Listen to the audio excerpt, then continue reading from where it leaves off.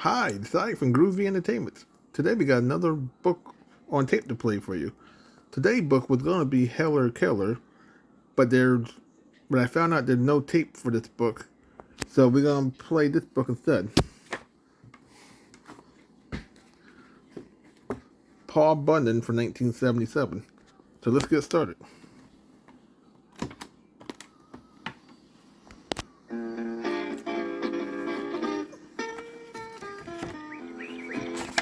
I can read about Paul Bunyan.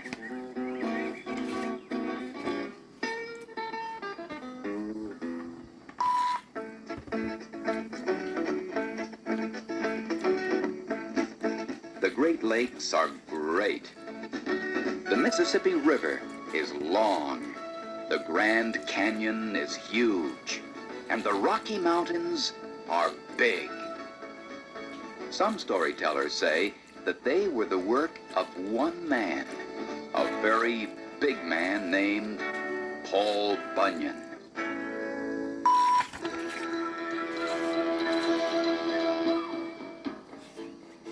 Paul Bunyan was the biggest and the best lumberjack in America, the best there ever was. Swoosh!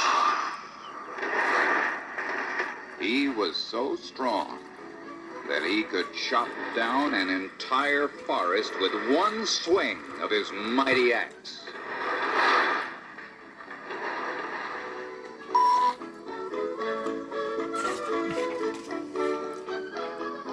Paul was born big. Some people say he was the biggest baby ever born in the state of Maine. He caused lots of problems.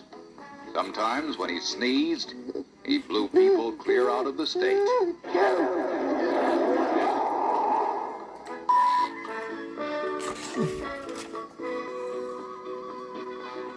When I grow up, I'm going to be a lumberjack, he said. In those days, the forests were thick with trees. Timber! He called as he chopped down trees. Timber!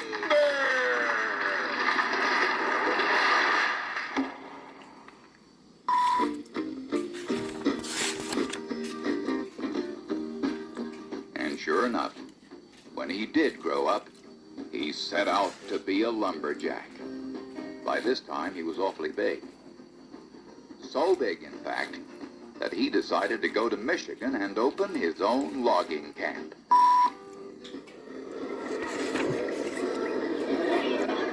What a group he hired. He got the very best crew he could find. Over 2,000 people. There were all sorts of folks in his camp. Johnny Inkslinger was the bookkeeper. Sourdough Sam was the cook. And Hals Halverson was the foreman.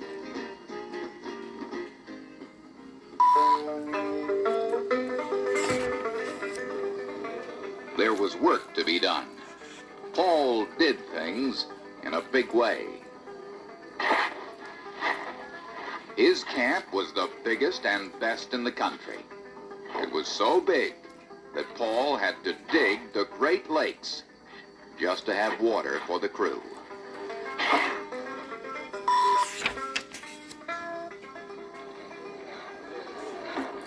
Paul invented modern tools to help the men with their work. Tools like the two-man saw and the grindstone for sharpening axes. He also invented special sleds for carrying logs from the forest to the camp.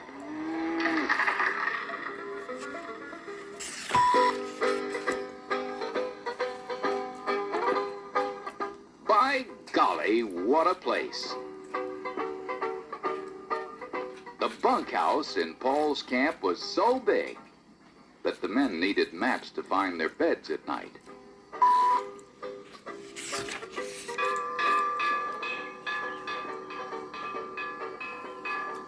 And talk about big eaters.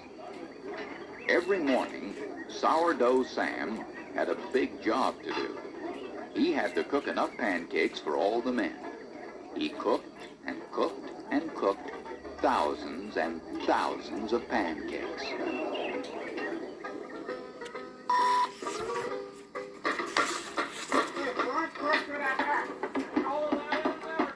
The camp hummed with the sounds of work. People came and went. There was a lot to do. But sometimes Paul was lonely. Sometimes he wished that he had a friend his size to help him.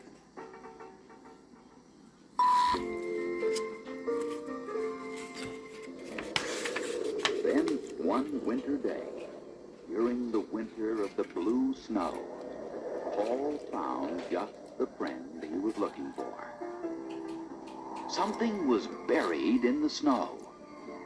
"Who's there?" Paul asked. "Moo," came the reply.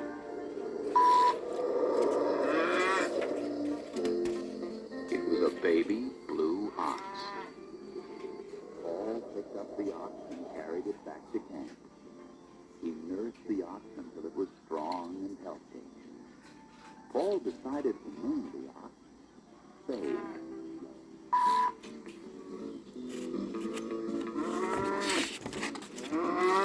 Babe grew quickly, and before long he was almost as big as Paul, which caused problems.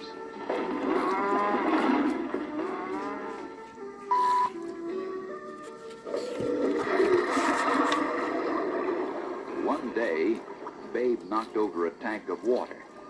The entire camp might have drowned, but Paul acted quickly. As fast as he could, he dug a ditch to let the water drain away. Today, that ditch is called the Mississippi River.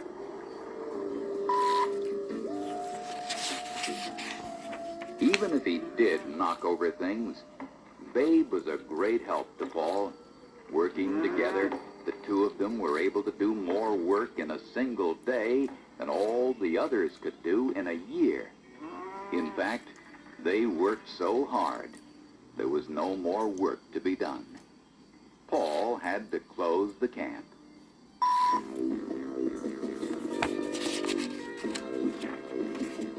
"Let's go see the country, Babe," said Paul. "I want to see the trees called redwoods, the trees that grow taller than the sky." On the way west, Paul and Babe stopped in logging camps and helped the men with their work.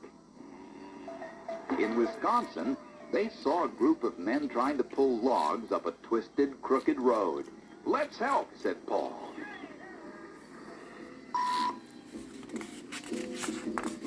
"Let's straighten out that road." Then Paul hitched Babe to one end of the road. Babe snorted and puffed and pulled. Suddenly there was a loud crack and a loud snap. One by one, the curves snapped straight until the road was perfect. "Hooray!" shouted the loggers. "3 cheers for Paul and Babe!"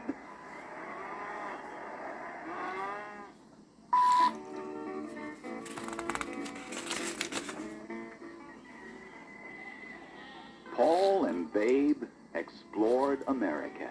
Everywhere they went, people were happy to see them. They helped the settlers in North Dakota clear the land for their farms. In Montana, they dug lakes and streams so the people would have fresh water. And in Iowa, they helped the farmers plant corn.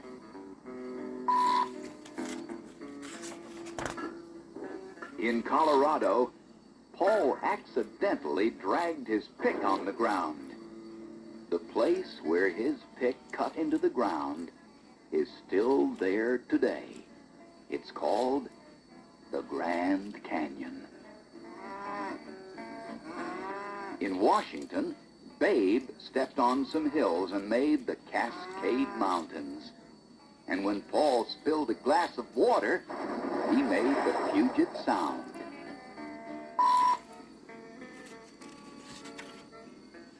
Once when Paul burned some hot biscuits, he tossed them away. They were too hard to eat. But where they landed are the Rocky Mountains today. Paul and Babe roamed all over America.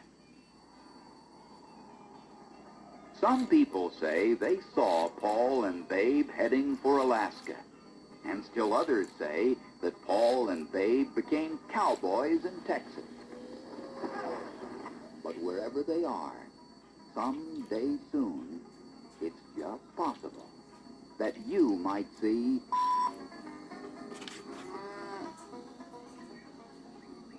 Paul Bunyan and his great blue ox.